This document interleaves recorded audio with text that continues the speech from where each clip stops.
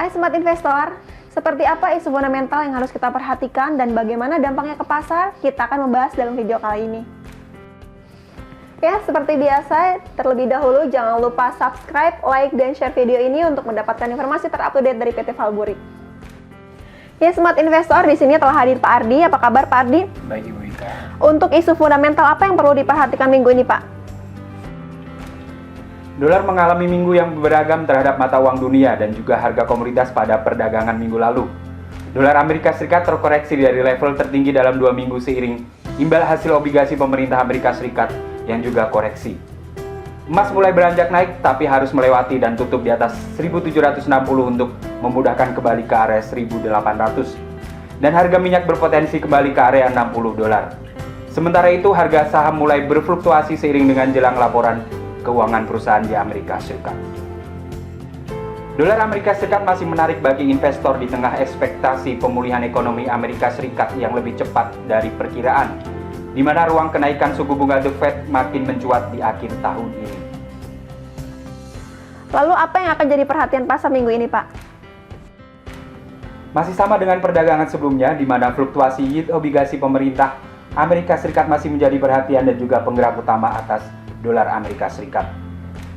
Pandangan akan pemulihan ekonomi Amerika Serikat yang agresif dengan serangkaian paket stimulus dan kebijakan yang tepat membuat pembuat kebijakan moneter seperti Federal Reserve bersiap untuk melakukan langkah pengetatan. Itulah rumor yang berkembang saat ini. Pembalikan rivalitas mata uang utama dunia untuk menguat terhadap dolar pekan ini akan diuji oleh serangkaian sentimen, baik itu dari yield obligasi dan fundamental ekonomi. Baik Pak Ardi, untuk data ekonomi di hari Senin ada apa nih Pak? Zona Euro merilis data retail sales bulan Februari diperkirakan naik 1,5% dari bulan sebelumnya minus 5,9%. Lalu untuk di hari Selasanya Pak? Industrial production dan manufacturing production dari Inggris di Februari yang diperkirakan naik menjadi 0,5% dari sebelumnya minus 1,5% untuk industrial production dan minus 2,3% dari manufacturing production. Jerman dijadwalkan merilis data bulan April yang diperkirakan naik 77,2 poin indeks dari 74,0 poin indeks. Dan malam harinya data inflasi Amerika Serikat untuk indeks harga konsumen yang bulan Maret diperkirakan bertambah 0,5% dari 0,4%, sedangkan untuk inflasi intinya juga naik 0,2% dari 0,1%. Lalu di hari Rabunya Pak? Rapat kebijakan Bank Sentral New Zealand yang diperkirakan tidak merubah suku bunga acuan 0,25%. Cermati pidato Ketua Bank Sentral Eropa Christine Lagarde dan Ketua The Fed Jerome Powell di forum bisnis berbeda. Dan untuk di hari Kamisnya ada apa nih Pak? Data ketenaga kerjaan bulan Maret dari Australia di pagi hari, di mana employment change turun 35.200 dari 88.700. Sementara data angka pengangguran turun 5,7% dari 5,8%.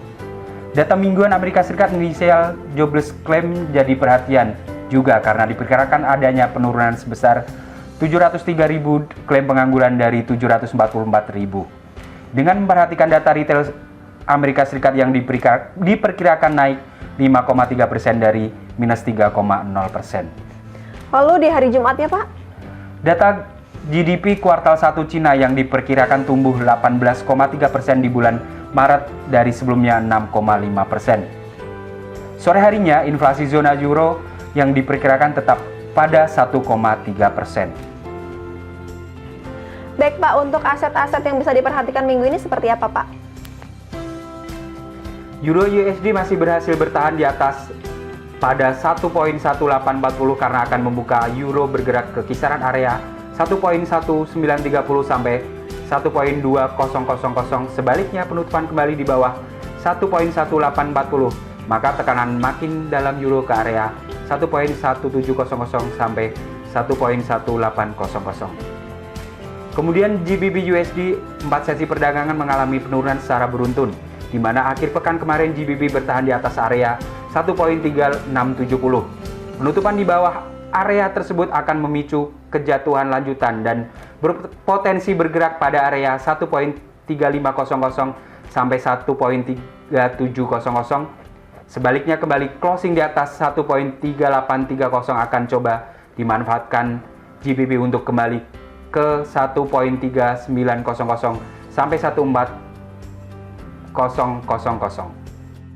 Di awal bulan ini emas telah 2 kali testing area atas 1757, namun pada akhirnya kembali ditekan sehingga membentuk double top.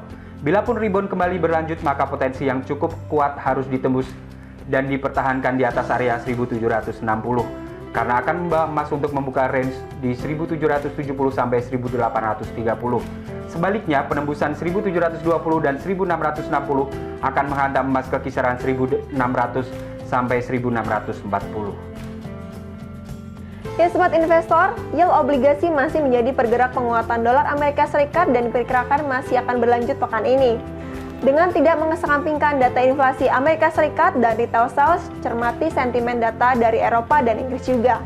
Potensi emas bangkit apakah terjadi minggu ini atau malah berbalik kembali melemah? Perhatikan perkembangan suku bunga acuan Bank Sentral New Zealand pekan ini. Kendati tidak merubah suku bunga acuan, pasar akan mencermati apa yang menjadi pandangan RBA dalam kondisi terkini. Ya demikian sobat investor, semoga bermanfaat dan menjadi peluang untuk Anda pekan ini. Saya Ika Indrani. Dan saya Ardin Novrianto. Sampai jumpa.